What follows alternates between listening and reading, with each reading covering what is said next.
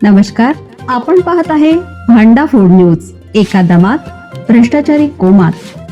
Social media, कर्जबाजारी, गुन्हेगारी, सट्टेबाजी, चोरी, मटका, जुगार, दारू, सावकारशाही, न्यायाच्या प्रतीक्षेत प्रशासन. भांडाफोड न्यूज. एका दमात भ्रष्टाचारी कोमात. बिळूर येथे पुजारी असल्याचं सांगत देवीचे मंगळसूत्र लंपास. देवाचा पुजारी असल्याचं सांगून घरात प्रवेश करत अज्ञात चोरट्याने देवीला घातलेले सोन्याचे मंगळसूत्र व 2 मोबाईल लंपास केले. ही घटना बिळूर तालुका जत येथे घडली. या प्रकरणी जत पोलीस ठाण्यात गुन्हा दाखल करण्यात आला आहे. फिर्यादी अण्णासाहेब बसकोंडा चौधरी हे दिनांक 12 मे रोजी दुपारी कुटुंबासह शेतात कामासाठी गेले होते. तेव्हा अज्ञात चोरटा घराजवळ आला. मी देवाचा पुजारी आहे, पिण्यासाठी पाणी द्या, असं सांगत घरात प्रवेश मिळवला. घरातील महिलेला बाहेर बसून तो काही वेळ घरात थांबला व काही वेळाने निघून गेला.